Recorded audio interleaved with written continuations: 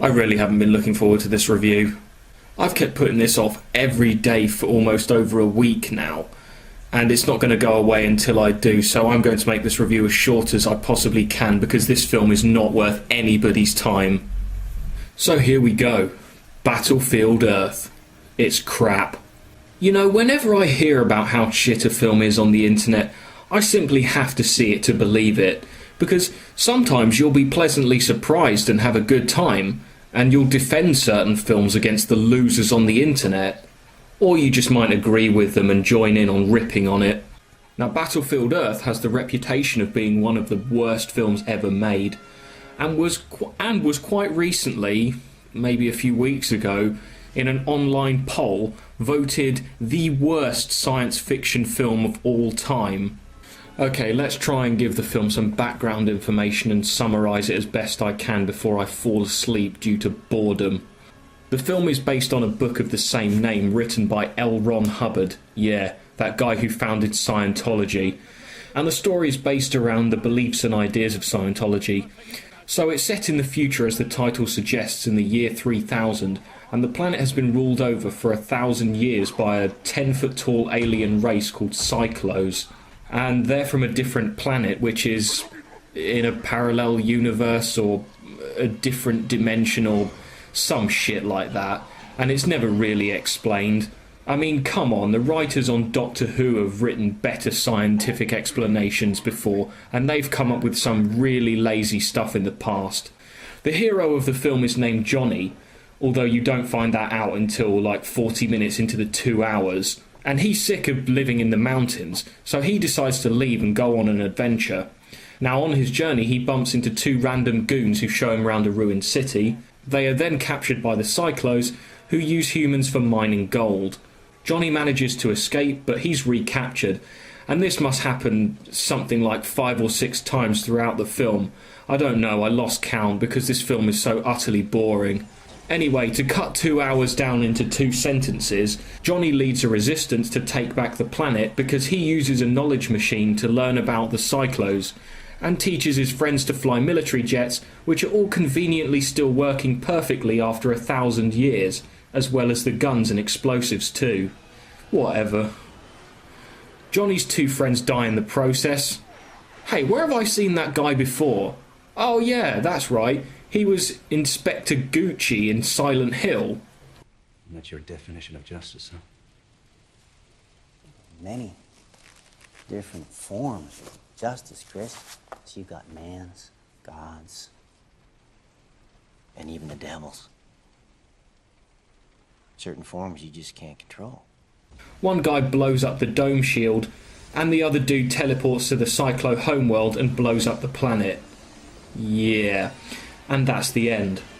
It's just pathetic, it really is. There's loads of pointless random moments throughout the film they just could have done without.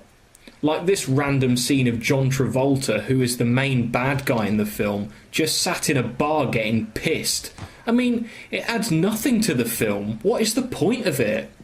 Oh, and just to go on a quick tangent for a moment, there were several people in the comments section on the website that held the online poll for worst sci-fi film ever, complaining that Highlander 2: The Quickening was worse than Battlefield Earth, and it is definitely not by a long shot, trust me.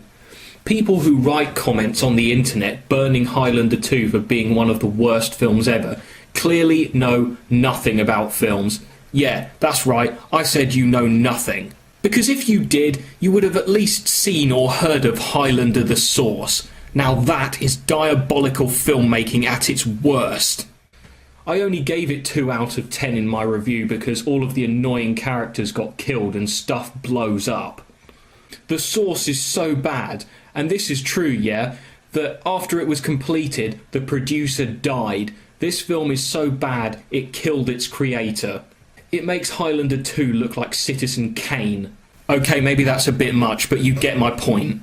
Anyway, I bring up Highlander the Source because I want to use it as a comparison for Battlefield Earth. The Source is truly a shit film, and say what you want about it, but at least stuff happened. But this, no, this is just boring beyond belief. And even when the big battle happens at the end, it's pretty rubbish and just for show. The acting in this film doesn't come any worse. Everybody is terrible, especially John Travolta and Forrest Whitaker of all people.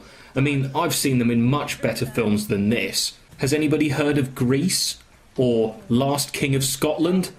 I mean, for crying out loud, the guy who played the main character Johnny genuinely publicly apologised for being in the film. I mean, what does that tell you? The camera work also needs mentioning because almost every other shot is at an angle and it's so annoying. And the special effects are meh.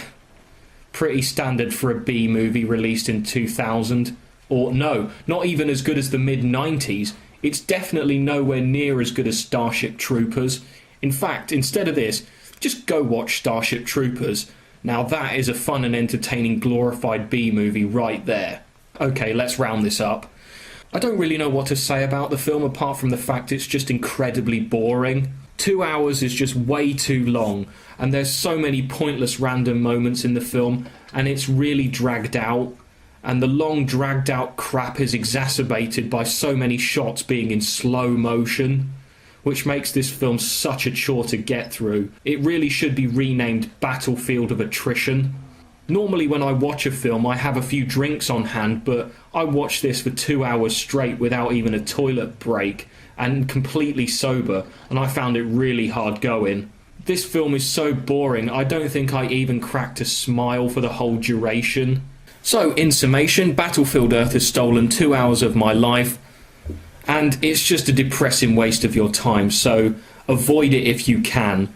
But if you want to do battle with this film, then I seriously hope that you have the constitution of a rhino and the balls or the vagina of steel to get through it, because it's just painful and utterly devoid of any entertainment whatsoever. But in the end, I guess the simple fact remains that I was stupid enough to watch it, so I guess the joke's on me. 1.5 out of 10.